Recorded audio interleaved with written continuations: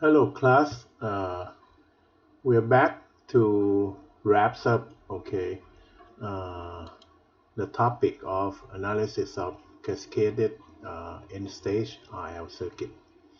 I already put on the material that we covered in class last time, and also the implementation file with the new Excel file that you see here. Let me recall you the coverage of material last time. That we are consider end stage cascaded IL circuit as shown in the figure, and you all know that we can formulate this using a governing law of physics as this system of first order, multivariate linear differential equation with initial condition based on the physical nature of this circuit. That suppose you have a switch on the first loop that initially there's no power supply because of the open circuit. And so far in this course we're trying to go in mathematical way, which is trying to find the exact solution. If you might recall, the coverage that we have done so far, with this and with additional homework that I have already give you, this one we're trying to come up, end up trying to solve for the exact formula. Okay, and you can see that it's quite tedious and takes a lot of time to derive the general form. Let's just say it's not that bad for the current technology, that if you want to go this way. But way back 20-30 years ago, we as an engineer we developed what we call the approximation scheme using this type of what we call the approximation from Taylor series expansion. Normally refer this technique as what we call finite difference method.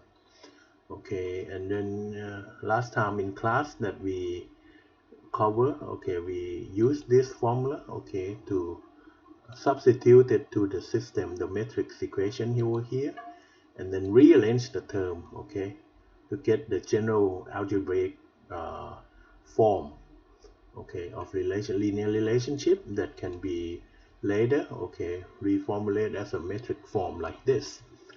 And this is the resulting formula that we can keep using it successively. The meaning of successively is mean that once you start with the initial condition, I sub 1, I sub 2 up to I sub n, you can move on, to the next epoch time, at every h period of time. If h is very small, so you can approximate kind of discretization, the continuous space of time, using a discrete time, and so on. So this is the approach that we want to implement this. But additionally, once you be able to implement this, you need to solve this equation again and again, for every movement of time, for every h period of time movement. So and this is they have a special structure of this equation we normally refer to as a tri-diagonal linear system, and which there already exists a very effective method. Actually, just apply Gauss elimination with back substitution, you get what we call Thomas algorithm, over here. And that's the main material, on paper. Today, in this script, we're gonna apply all of this concept and put it in what we call an Excel file, that I already put into you on my share drive over here that we call N cascaded RL circuit, the Excel file. But over here is a Google Sheet. You can download it and change it to Excel file, which I already did here. So this is the resulting of file that I use this as an example to implement the idea for you. So let's go back to the homework for the classical case, which contained in page 9. We have 5 loop cascaded RL circuit here. Okay, we're gonna move over here. Yeah. With R sub 1, R sub 2, R sub 3, R sub 4 as this, L sub 1, L sub 2, L sub 3, L sub 4 as y. And I was giving you the source of, or the voltage source as this function 100 sine t plus 50 cos time 2t, cos of 2 time t. Okay, and all necessary initial condition are 0. Okay, and that's the very first one that you have already did using a classical approach. And when you're trying to use the approximation approach like finite difference method, okay, so we have already implement the idea in this Excel file, which is in the Google Sheet form in this drive. You can download it and change the format, and it's already here. Here the file in cascaded RL circuit over here is on sheet 1 over here is simulated what we call the ET according to, oh sorry, this is sheet 2. You have to go to sheet 1. Okay, so the sheet 1, okay, over here.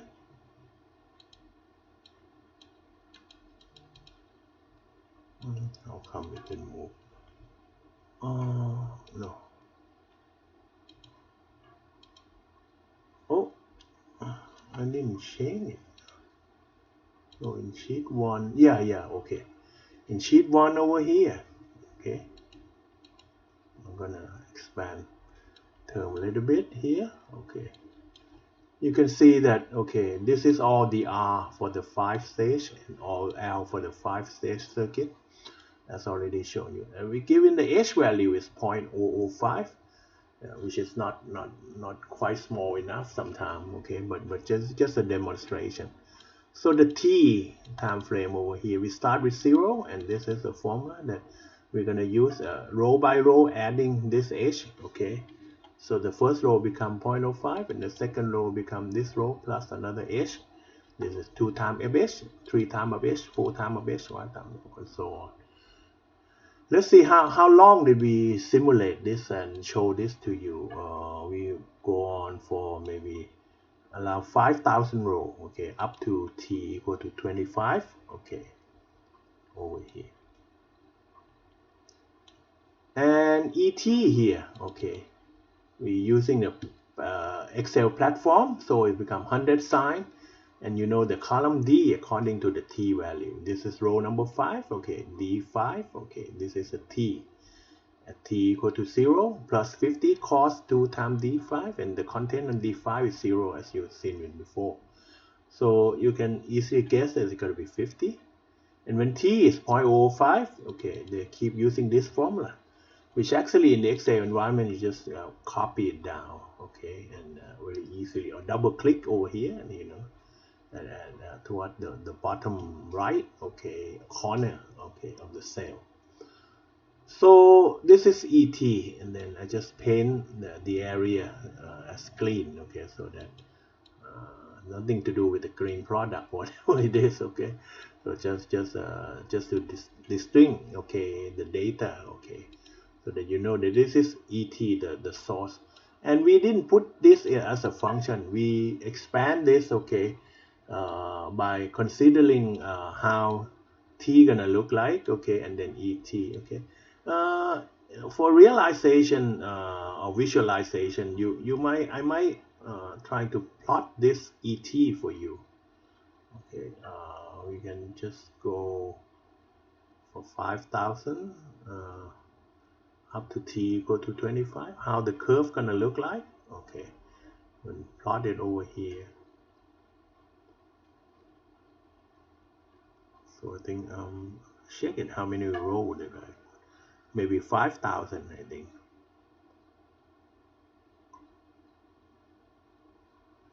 Yeah, 5,000, 5,001. Okay. Okay, I already select it. Right, the first row, including t equal to 0. So I just press insert, and then there's a graph, okay, the time series graph for you. So this is how ET gonna look like. Actually, it's a combination of the two sinusoidal signal. One is 100 sine t, the other one is 50 cos t altogether. Okay, so this is how ET look like. Okay, so we just release. And this is all the results have already come out. The all 5 loop circuit already come out. But to get this value numerically, okay, I would say numerically is because I didn't derive this as a function. But I can get IT for each t over here by using this metric recursive equation form over here. Okay, I'm just solving this. Okay, to solve this, okay, first of all, okay, I need to set up what we call the matrix. Okay, to actually at each time period, okay, each t, okay, you need to excluding the first row here. This one is like the initial value, but after this, it's all coming from some certain formula. You see, actually, all this formula has been developed and based upon this sheet and this sheet. Okay, this two pictures over here. Okay, so main results over here. And on the next step, I will try to explain that what is the logic of this Excel platform that we develop here. Okay, since this is all the resulting, you already know T and ET here, and you know that this is a given value of IT. So, to get all this value for each period of IT, you get I1, I2, I3, I4, I5 at t equal to 0.05, 0.01, 0.15. This is follow the idea here that given the initial value here is 0, you get I1, I2 up to I5, this one, and then once you get I1, I2, I5, you get I1 at 2h, 3h, 2h, 3h, 4h, and so on. Okay, start with t equal to 0 and t equal to h and all the loop current based on this metric recursive equation. Okay, so what is the logic here? The logic is I need to, for each row here, okay, to get all of this value, okay, this is the working thing that we have to do is all in each row. This is all that we have to do up to here. This is from column K to column AQ. Okay, so what did I do? Okay, we're gonna go step by step, explain it. Okay, the first 5 column extended over here we call left hand side A number 1, A number 2, A number 3, A number 4, A number 5, which is actually the same value. What is this value? Okay, you can see this is value of F3, this is L1, L number 1, and this is the value of F3 plus G3. This is L sub 1 plus L sub 2, and this one is L sub 2 plus L sub 3, and this one is L sub 3 plus L sub 4, and the last one is L sub 3, L sub 4 plus L sub 5. So what is this value of A over here? Actually is this value. This is this value, the diagonal element here of the left hand side. The matrix over here, okay, the diagonal element is L sub 1, L sub 1 plus L sub 2, L sub 2 plus L sub 4, 3 plus L sub 4, L sub 4 plus L sub 5, up to L sub n minus 1 plus L sub n. In this case, n is equal to 5, so this matrix becomes 5 by 5. Okay, so this is what we did here.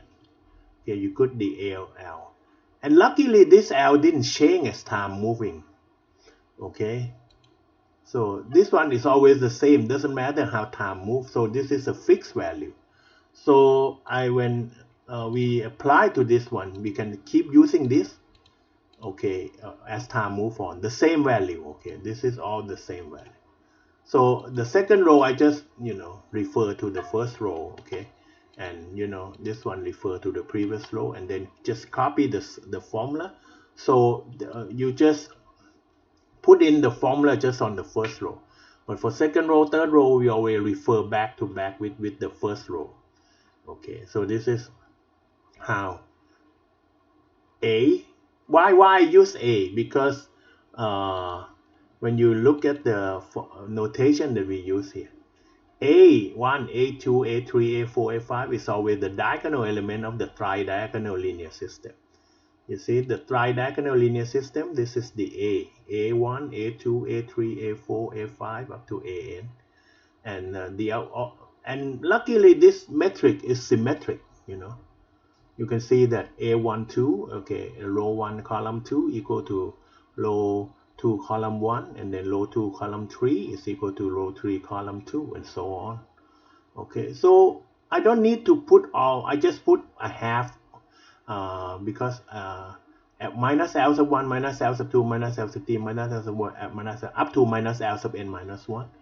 So this is the value that we did in the next 4 column. Why 4? Because we don't need 5. So this one is a LRHS. LR means that both left hand side and right hand side. B and C. Okay, B and C is that like you can see that based on this is B, this is C. Okay, according to this formula of our tridiagonal system. Okay, and you can see we have two metrics. One matrix on the left hand side over here, and this is another metric on the right hand side of the equation. It's look almost the same. Okay, except that especially the element, the non-zero element below and above the diagonal element. This is the same, minus L sub 1, minus L sub 2, minus L sub 3, up to minus L sub n minus 1. This is minus L sub 1 in the first row up to row n minus 1 minus L sub n minus. So to get this value, I save memory, you don't need to put it in. So I just use the next 4 column here. Okay, so actually this is, you can see, minus L sub 1. Okay, if you might refer to, yeah, minus L sub 1, minus L sub 2, minus L sub 3, you see, and so on, minus L sub 4, oh sorry, and this is minus L sub 4, and there's no minus L sub 5 because based on the formulas, okay, we only need to minus L sub n minus 1. But you want L sub n as a part of the diagonal element. Okay, so now you know the meaning of this. This is the diagonal element of the left hand side matrix. And this is the, oh sorry.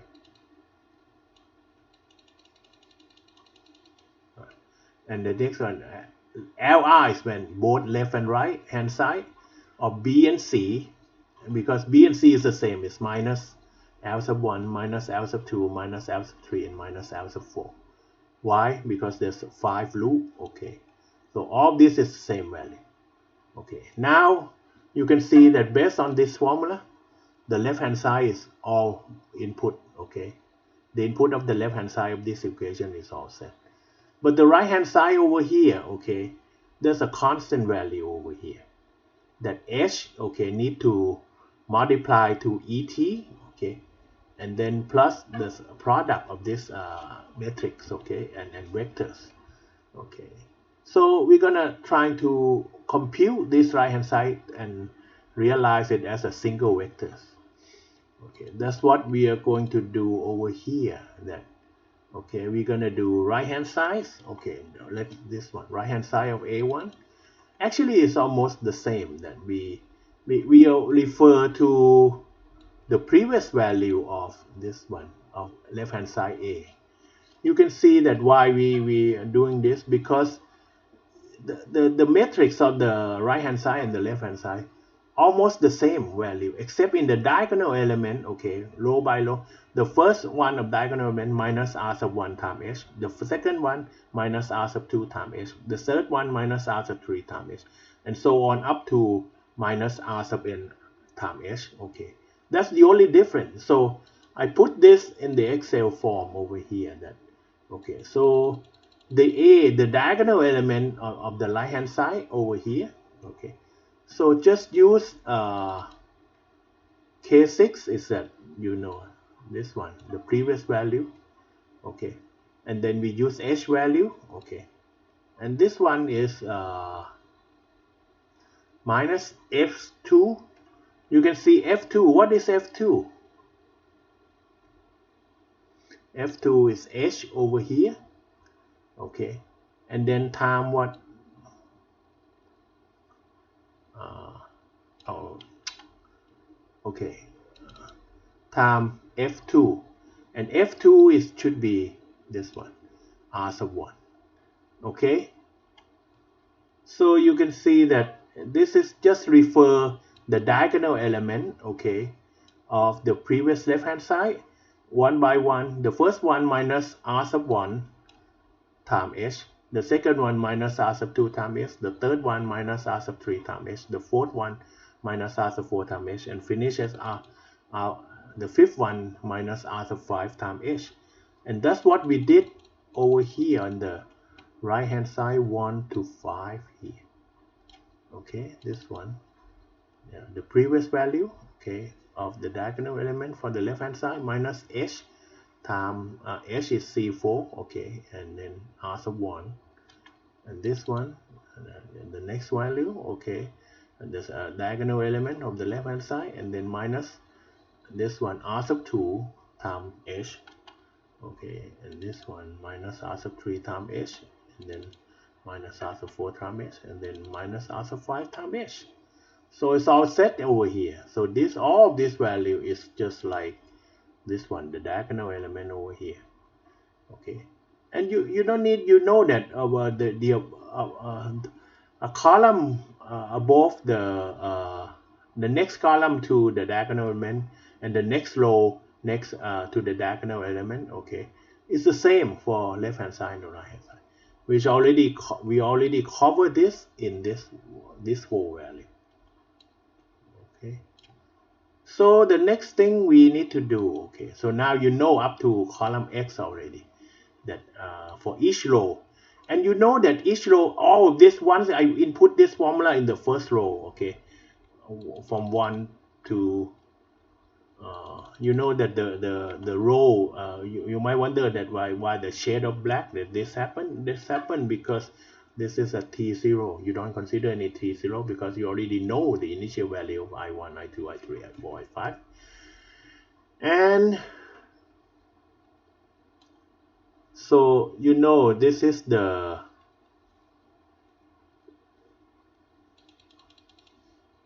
okay,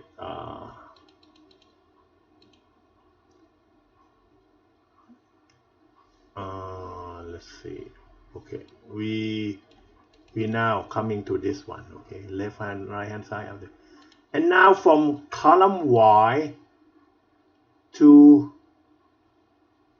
this one, column AQ over here, okay, what we are doing is that we are simulating the procedure here of solving this Thomas algorithm. I will just want you to give the notation for Thomas algorithm. You have, for each element in the diagonal element, we call a sub 1 up to a sub n. The above is b sub 1, b sub 2 to b sub n minus 1, c sub 1, c sub 2, c sub n minus 1. In this one, we generalize that the resulting metric might not be symmetric metric, but for our problem, it's much easier. Okay, but to get this formula, the Thomas algorithm here, you need to find a prime, b prime, and r prime, okay, based on the previous value, and then you implement this in the Excel environment, and that's what we did here, okay, start from column Y here, okay. First of all, this B, okay, I think that it's not quite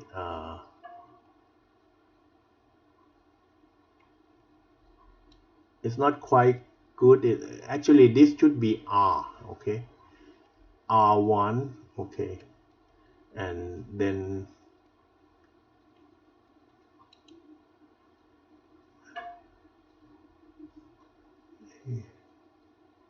okay,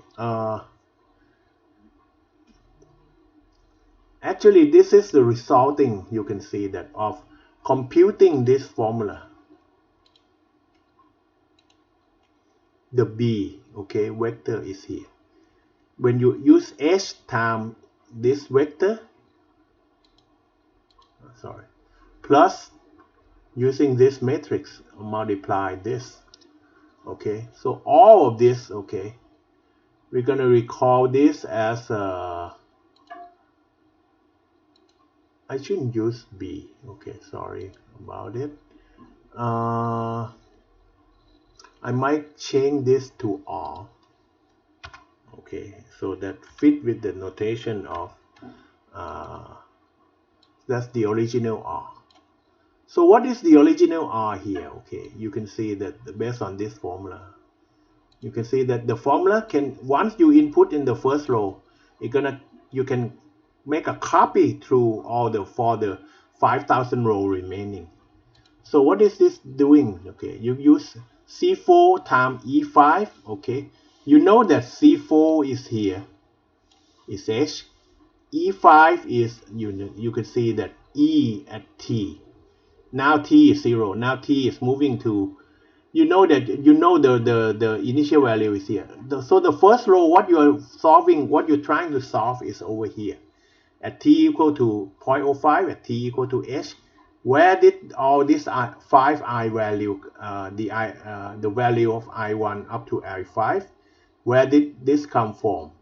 Okay, we coming from that by replacing this I from the previous period, multiply this metric plus this, and that resulting to become the next right hand side, and then you solve the remaining part using the remaining equation using Thomas algorithm, okay, by implementing this algorithm, and you will get I at t plus h. Okay, so the next step is to compute this to get what we call the original r over here, r sub 1 up to r sub 1. So this one, r sub 1 over here, you get the first row of r, you get c4, which is h, and time e5. E5 is et.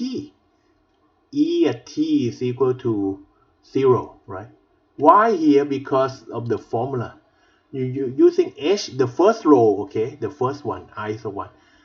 You get h times et, but you are solving for I at t plus h, so you have to consider e at time t. Now you start with 0, so this one is e0. You're gonna find i1, i2, i3 at h, at t is equal to h, which is equal to 0.05. So the first row you always have this term, and then you to get this metric multiplication, you using this element, okay, the diagonal element of the right hand side matrix here, multiplied by i1, and then the second element here times i2. So that's what we did over here to get this formula.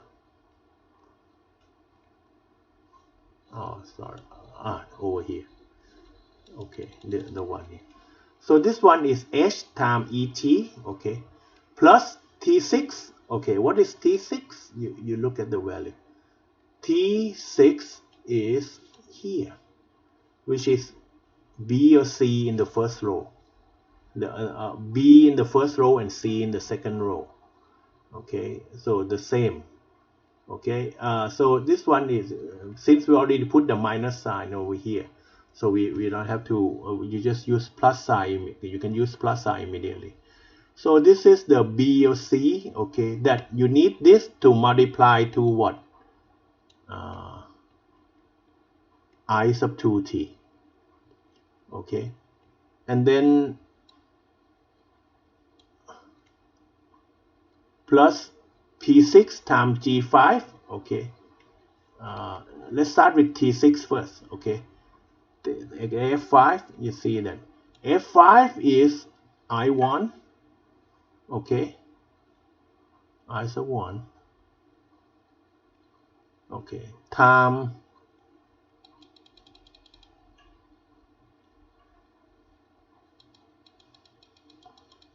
this one, right hand side a1 over here, t5, t6, okay, this one, t6 is have to be the right hand side of a of the diagonal element, because this one is in the right hand side. So you use this value of the right hand side, okay, time I1, and then use this value plus this value time I2. And that's what we did here in this formula. Okay, and then for this one, the second one, oh sorry, okay, so the second one, when you look back at the formula here, since the remaining part of this vector is all 0, so no more effect for this from second row to the n row, which is in this case n is equal to 5. So you're using this is a c value, okay, b or c value. Use this, okay, time I1 plus the second diagonal time I2, and then use this value time I3, and then we refer that over here, okay. You have P6 times F5. Okay, where's P6? P6 is over here, B and C. Okay, and then I5 is I1. Okay, this one time I1 plus, okay,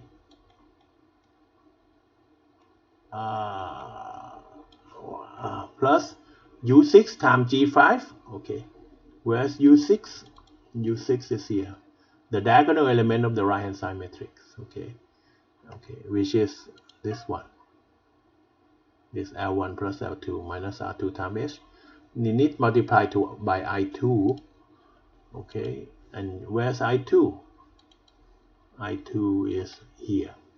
G5. Okay, G5 is I2. That's how G5 multiplied by using. And then Q6 times H5. As you know that since G5 is I2, H5 had to be I3. And I3 multiplied by G6, Q6. And you know the content of Q6 is B or C number 2, which is over here, right? B, this is a B, C number 2, and C number 2 over here, the symmetric one. So once you be able to just put on this matrix form, okay, it's enough. And then the nice thing about Excel is that you can copy it to until the last row. But the last row you have to be careful that because you finishing here, you don't have any additional, you need to cut off the last term. Okay, the previous one you always have a 3 term from row 2 to row 4, okay, except the first row and the fifth row, or first row and end row, that you have only 2 terms left. So in this one you can see that it's almost the same, okay, row by row. You can make a copy over here, okay, 3 terms, and then the final one only 2 terms. The last term need to be erased it out. Okay, the easy way is that you make a copy to this, and then you get you just click the formula here and erase the last term. Okay, that's how the right hand side you get. Okay, and now you're going back to what we call the Thomas algorithm. You already have the right hand side R, you have B, you have A over here. So this is the remaining part over here. Okay, this y A prime. Okay, that's based on this formula A prime, the left hand side formula A prime, and then you get B prime, left hand side at B prime. Okay, and then the right hand side of R prime, because the B prime is in the left hand side, okay, and R prime is the right hand side. And to get the B prime and R prime, you need to find A prime first for each j as move forward. So we just put in this formula: A prime j equal to AJ minus CJ minus 1 B prime j minus. And the nice thing about this is CJ minus 1 and B prime, B prime j is equal to Cj minus 1. B prime j equal to, no, not, sorry, Bj is equal to Cj because of the symmetry. Okay, but you have to make sure that you make this substitution of the formula correctly. Okay, so that's what we did here. Okay, so in order to get an x, okay, from this one, the column AD up to column to AQ, okay, is performing the Thomas algorithm. And the nice thing about this is that all this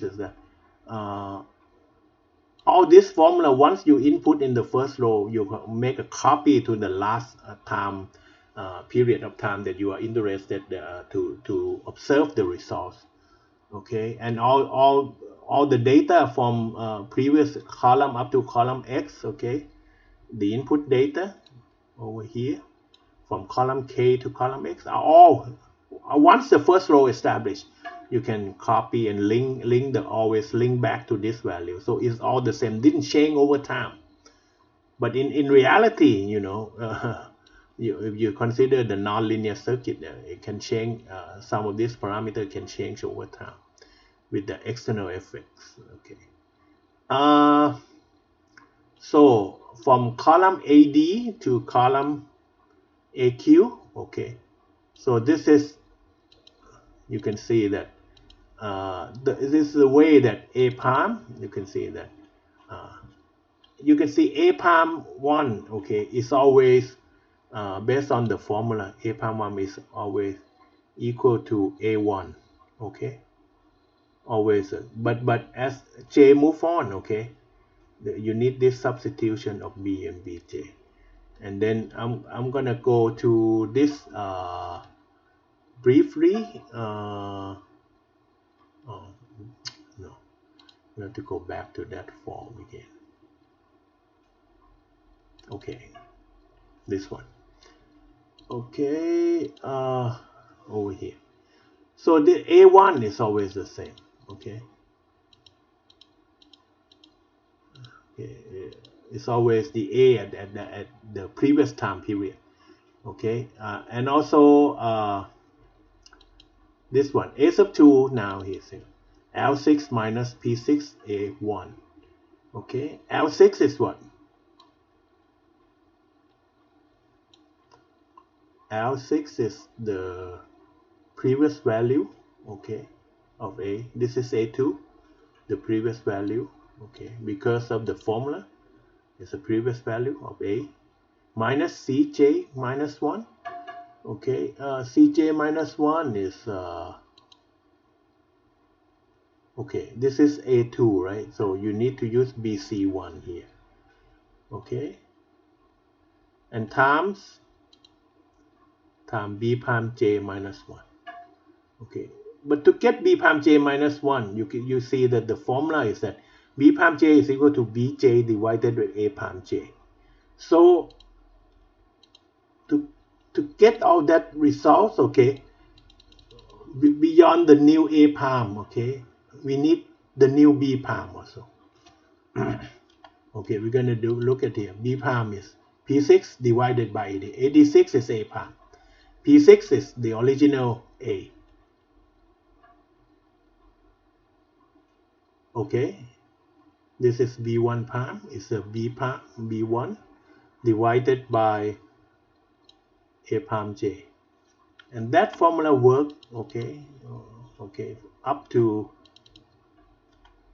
B4. Why we don't need B5? Because you look at the Thomas algorithm, we only consider for all J, but not J equal to N. You don't need it. Once you when J equal to N, you only need B and R, and then there's no more B, because there's no additional variable, because uh, unless the new Bn, you might need to multiply Bn plus 1, which you don't have Bn plus 1 over here, and then that's why you get Bn equal to R pi n immediately. Okay, and that's the beginning of the back substitution process. Okay, so the B is here. Once you replace B, you put B in this formula to update A, and that's what we did here. Okay, so you can see that A n 1 to n, B1 to n minus 1. Okay, this is the formula for A1 is equal to A, okay, always equal to A1, A prime 1 equal to A1, and of the left hand side matrix, A prime 2, this is the formula, the previous value minus C of the C1. This one is have to be C1 times this one, B prime. Okay, and this one also previous value minus this one AJ. This is the new BJ, and multiply by Q6. And what is Q6? Q6 is B2, because this is the third row, right? And you need one step back, because you see, look at the formula. AJ, you always have a CJ minus 1 and BJ minus 1. Oh, sorry. Okay, so this is what we are implementing this formula up to A4. Okay, so now you know all the relationship of y a sub 1 up to a sub 5, and then the formula here for b sub 1 up to b sub 4. And the next thing we need to update according to the Thomas algorithm is this r, right hand side j, rj equal r pi j equal to original value minus cj minus 1, similar to a pi j, but instead of multiplying to b pi j, we multiply it by r pi j minus 1. And you know that r pi need to be r1 divided by a pi 1. Okay, this is r pi 1. Okay, so quite similar to a. Okay, this is why we implementing the new r over here. So the new r here start with r1. R1 is the previous value of y6 is what? You can see that the previous one of r1 divided by a prime. Okay, this is according to formula, r1 divided by a prime 1. And then as you move on, okay, to the second one, this one will become c6 is the certainly c6 is the r2, the previous value, minus p6 and am6. Okay, am6 is over here, the previous r value, right?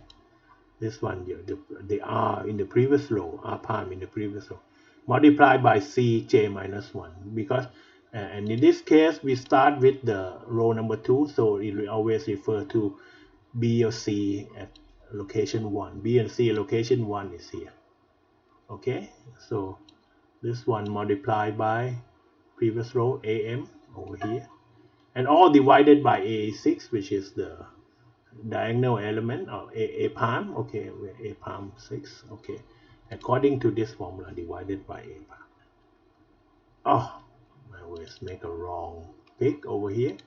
So this is how the results look like. Once you get this, you can copy, okay, column after column, okay, and this one, okay, up to the last element, which is loop number 5. Okay. Okay, once you get this, okay, once you get this, okay, 3 4 5, okay, it's all set once you get this, because to get the solution from Thomas algorithm, you know immediately the last xn is equal to r pi n. So in this case, okay, this one become I sub 5 immediately, r pi 5, that become, you can see that become I5 over here. You can see that it's linked immediately here to here, right? And then after that, with back substitution, row by row, with when you know I sub 5, I sub 4 you can find. I sub 4 is what? AP6. AP6. What is AP6? AP6 is over here, this right hand side. Okay. Minus this one, B4. Okay. Times I5. J6 I5. Why? Because of this back substitution. The form should be x sub j plus b pi sub j times x sub j plus 1 equal to r pi j. So once you accept the last row there's no b pi j, so you get xn equal to r pi n. So x, you substitute j is n minus 1. Okay, I'm gonna be more focused for you over here. Yeah. Okay. Okay. This is the Thomas algorithm. This one. Okay. So x at n minus 1 over here. Look at this bracket. Okay, will be equal to r pi n minus 1 minus b pi j times x sub n. Okay, so that's what I did here. Okay, this is what I did here. And then once you know x4, you can find x3. X3 have no problem because certainly you're gonna use the right hand side 3 minus, and you know b3, right? And you move left hand side to right. This is the left hand side so there's minus b3 and times this is x3, i3 you get. So this one you need to multiply by i4, which is over here. This is i6, is i4 over here in column I, row number 6, and then AK6 is the B, right? B3, and then AO6 is R3, R pi 3, B pi 3. So you can see that once this row is established, you can copy it back up to the first row, and that's how this result come out. Actually you already solved 5i for the whole, okay, for all the loop based on this data. And we in this one we already implement this Thomas algorithm on Excel environment. Actually you can keep extending this for any, as you know that we have given you the problem up to the set 12 loop problem. In this one we only consider 5 loops, so you can keep doing it, extend to the 6, 7, 8, 9, 10, 11, 12, whatever. Okay, based on the platform, the initial platform that I given it to you. Okay, to extend it, okay, this platform, okay, I'm not recommending you that to insert a column like you expand this to i6 left hand side one more and then you re-update. That's one way, okay, but it's gonna take you a while to copy the suit. There's two ways, okay. The other way around is that if you insert, okay, here in between and then rearrange the term again, okay, it will be more convenient. I'm not sure that you understand what I'm trying to say, but if you're familiar with Excel, you know what I mean is that there's two ways to expand this. If you want to solve this problem with the 6 loop, 7 loop, 8 loop up to, and you can see from the classical case that I given you the homework and final take-home exam, you can go up to 12, right? 12 loop. In this one also, you can keep expanding based on this idea to the 12 loop problem. Okay.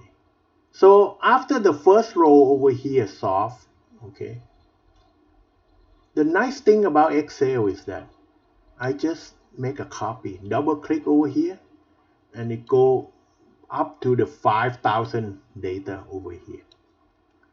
Okay. And that's coming up to be the results of the loop current, okay, for all for given ET according to 100 times sine t plus 50 times cos of 2 times t's. Okay. Let's look at the results in a graphic form. Okay. You remember that we plot ET for you. Now we're gonna look at ET and I1 over here. I'm gonna go to ET and I1 over here.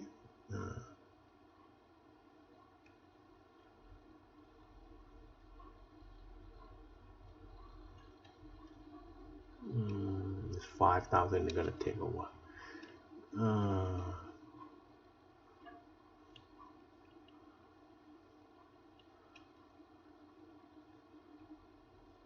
Should be a better way, quicker way to do.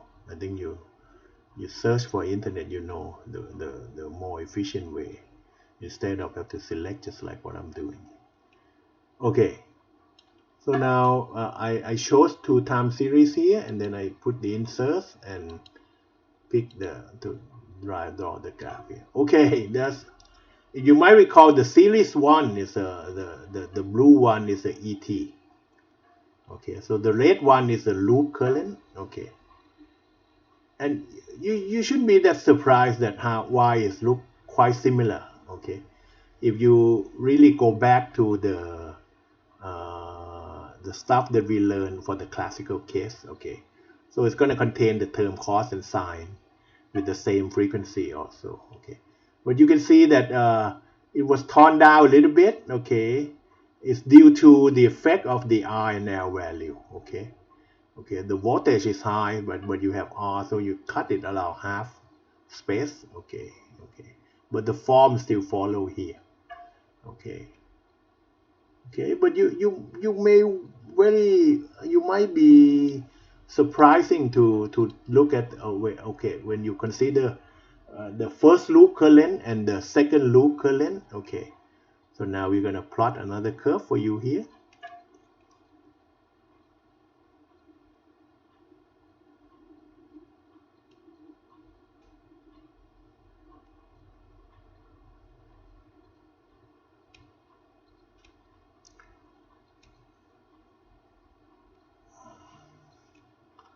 Okay, gonna choose, take a while, almost. Okay, so this is another one. So I'm gonna insert a new graph over here. So take a look. Okay, so this is the second one. This is for I1 and I2. So you can see that the new blue one is not the blue one that you see. The blue one here is the orange one on the previous graph. Okay, over here. This one is E. Okay, and I1. And actually the orange one become the blue one in the second chart here. Okay, but you can see that I2 is pretty small. Huh? The curve doesn't look like the same as the first loop current. Okay, I think that there's some good explanation if you study physics, especially the idea of electrical physics. Okay,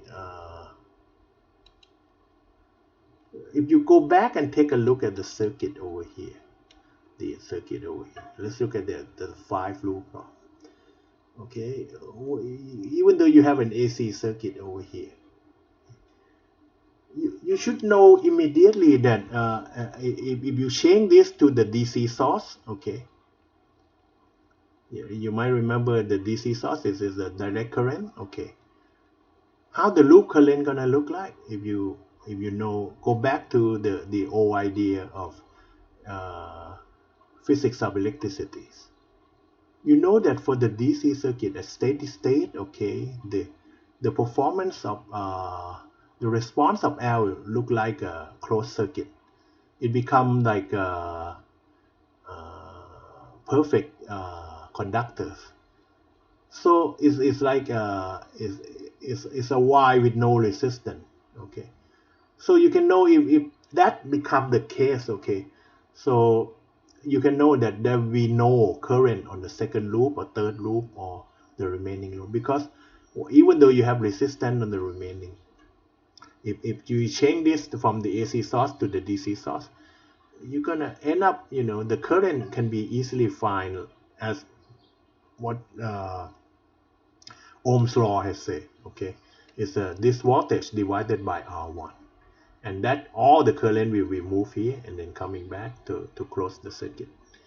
Okay, to complete the loop of current flow will be only the first loop, but because this one is like a short circuit now. But this is the uh, AC source. Okay, this is cycle.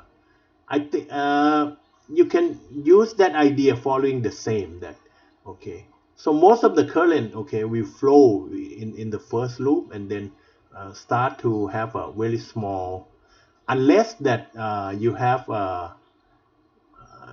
the design of the R value and L value. Okay, leading you to that the current prefer to have to change the flow, to share the flow on both sides.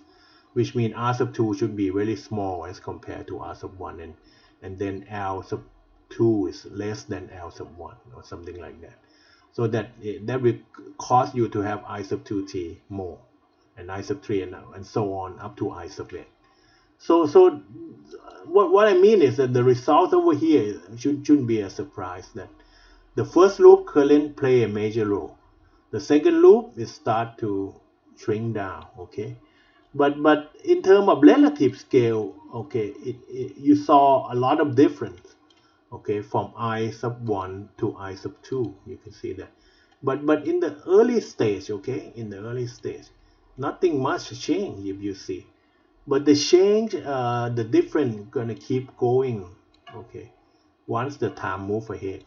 But from the early state, not that much. You can see that not that much. Okay, especially a first few observation here. But when it moved to the third or fourth, the difference start to be more and more and more. Okay, but let's look at the I2, the second loop and third loop. Okay, the difference. Okay, we might try to plot one more. Actually, you can do it for 1 to 2, 2 to 3, 3 to 4, 4 to 5. Okay, but I'm not recommend for you to do 1 and 3, because it's going to totally have a scaling problem, because I sub 1 should be heavily much more than I sub 3 loop as compared to I sub 2. Just compare just a consecutive stage be okay. So this one we're gonna go look at the I sub 2 and I sub 3.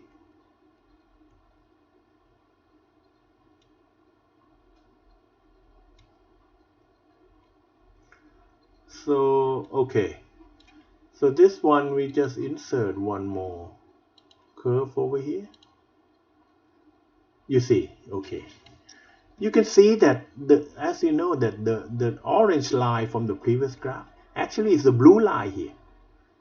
You can see that exists more fluctuation, but the fluctuation for the next loop is even low. Okay, low and approaching zero, let's just say, which is making a lot of sense physically. Okay, as I told you that the main part will be on the first loop, and the effect will be keep reducing. And if you keep expanding to a very just like what we did on to the 12, the loop number 12 or something, maybe the current that you analyze is really small and approaching zero already, mainly. Okay, but that's just a speculation, okay, to see the trend based on the analysis.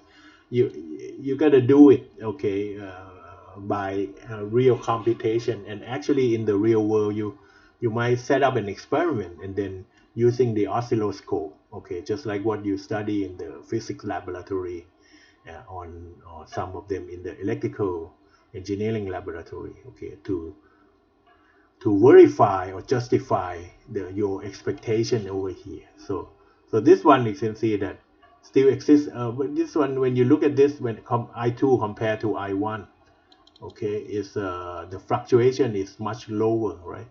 But I2 and I3, you can see that it's even gonna be.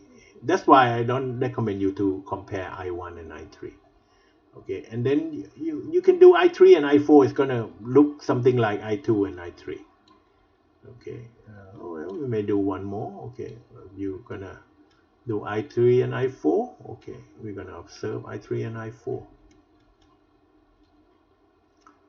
Okay, so we're gonna pick all the data here for I3 and I4.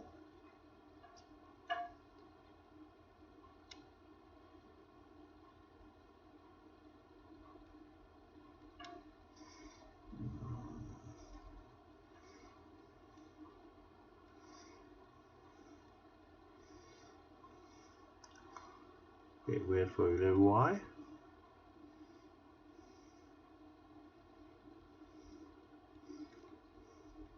Okay, this is I3 and I4. Then we're gonna insert, okay, on the graph. Okay, you can see that it's approaching zero already, right? a very small value approaching 0. Okay, compared to each other. Okay. So this is just analysis, okay, of the results numerically. You can see that what we did here, we didn't derive any function of I sub 1 up to I sub 5, just like what we did on the classical analysis. We solved this by approximation, and in engineering term we call it the numerical simulation. Okay, we just simulate the situation, the circumstance. Okay, when your input is a combination of sine cos wave. Okay, and this is how it look like. Okay, so based on this example, okay, you can keep expanding to do in the case of 6, 7, 8, 9, 10, 11, 12 loop. Okay, up to 12 loop. Okay, you can, or you can expand it to 13, 14, whatever you want to do. But as you might see that the effect of up to 5 stage is already you can see the effect already, that based on this results. Okay, that we go back to the early stage here. You see that this is an initial start of the current, and but start all of them, the current start to drop down. Okay, drop down and approaching 0 value. Okay, except the first loop, but for second loop, so third loop up to 5 loop, from the start current, okay, start on average start to shrinking down, sometimes swing up to get the minus value, even the minus value. Okay, you can see that low after low is approaching the very small value comparing. Okay, I1 and I2 still, I1 still, this is E, I1 still have the effect, but you can see I2, I3, I4 very low, approaching to 0. Is this gonna but you can see that there's some time they have some swing, right? I2, I3, I1 and I2 can be swing to the minus value, but I4 and I5, you can see that the swing to the minus value is nothing much. Okay, so as you can see that as the circuit move on to the 6 loop, 7 loop, 8 loop, up to 12 loop, I think that you can expect how the performance of the numerical simulation gonna be. Okay, that wraps it up, the idea of implementing this idea. Okay, the last 5 uh, okay, whiteboard, okay, lectures, okay, over here that I took a picture from the in-class lecture. Okay, that we just use this one and implement them on the Excel environment to do it.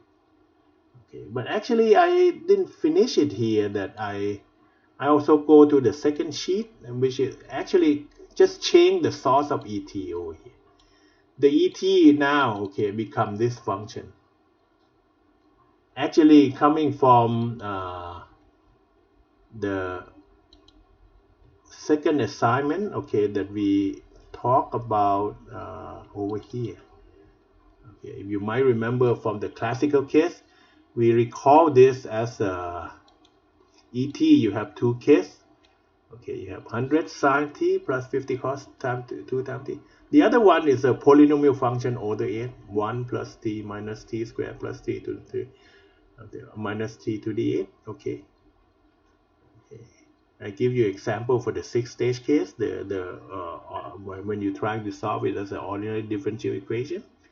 But this one, I just use this ET and applying to this function, the polynomial order 8, and applying to this approach. This is the approach over this one to this problem. ET become polynomial order 8, and then we implement it on sheet number 2 over here by changing ET over here.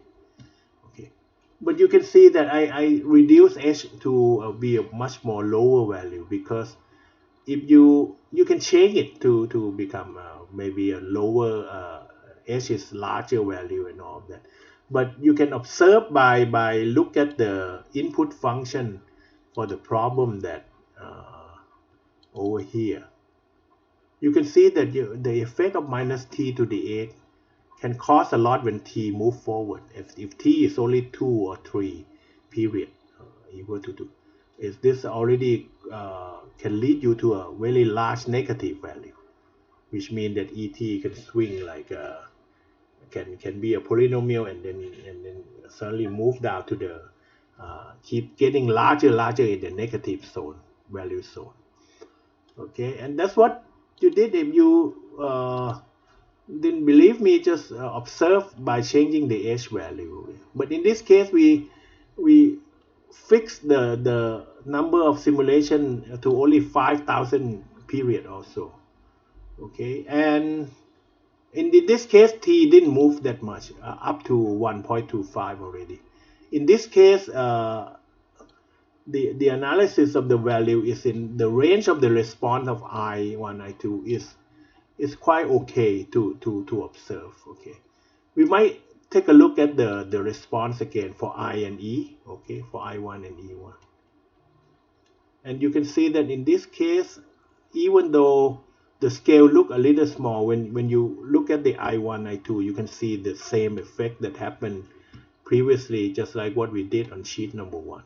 But in this one, we're going to take a look at, I did nothing change from the platform on sheet number 1, just change et to the new type of function according to what we asked you in the analysis of the classic case. Okay, so for this one, okay, we're gonna insert and then using this time series. Okay, this is quite similar. The blue one is the et. This is the et, and you know that the negative start happened because of the effect of minus t to the 8, okay, which is the highest polynomial term.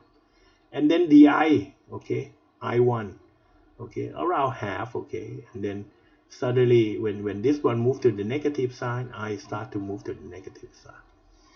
Okay, so that's E and the first loop current, and then now we're gonna consider the first and second loop current. Okay.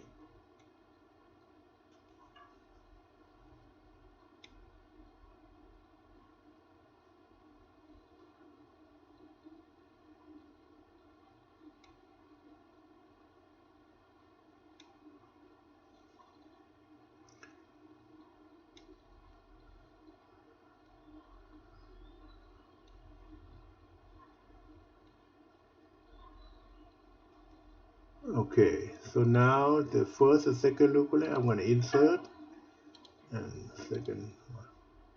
Okay, so this is, you can see, look at the chart previously. You can see that the orange here become the blue in the second one. Yeah, don't confuse the blue, this the same.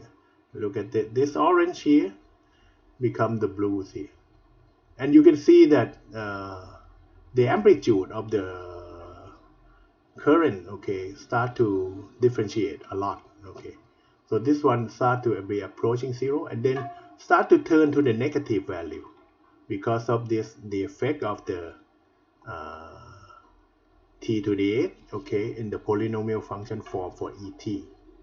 Okay, so this is for I1 in the blue one, and I2 is the orange one. The first figure is a I1 is a orange one, and then et is a blue one. Okay, same observation. We're gonna go to I2 and I3. Okay.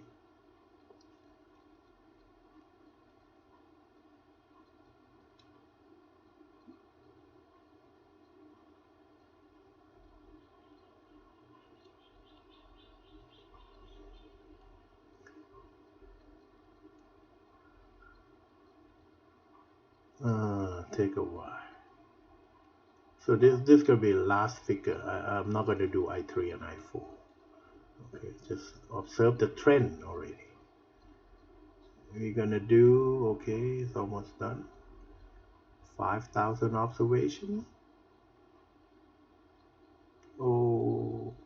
Okay, so in this case we insert this one in the time series. Okay, so this is the I2 and I. You can see that I2 and I3 have pretty similar. Okay, this is I2, the blue one, and I3 is a orange one, but still have some even though they trend to the negative side according to ET. This one is the rate of change is a little bit slower than, because it's a loop is very far from the source. Okay, so many resistance and inductance that already drop the current out. Okay, but this is the comparison of changing, and which is not approaching zero that quickly. Okay, remember that this is not kind of constant periodic, just like 100 sine t plus 50 times cos 2 times t. That's periodic, and on average is on the constant value. Okay, on the average value. But this one, the average value have as time goes by, is trend to be decreasing, because it's a minus sign of minus t to the 8. Okay, so for each of this, okay, we as an engineer not only try to compute it first, and we have to be able to verify and validate the logic of the result that coming out also. Okay, I think that that should wraps it. Okay, for all necessary material for you to do this, and based on this lecture clips, okay, you can extend this homework and take home that already described in page 22 on the lecture. Instead of you doing the classical analysis up to the 12 loop problem, and you can also do the same for the approach of the finite element by using this approach.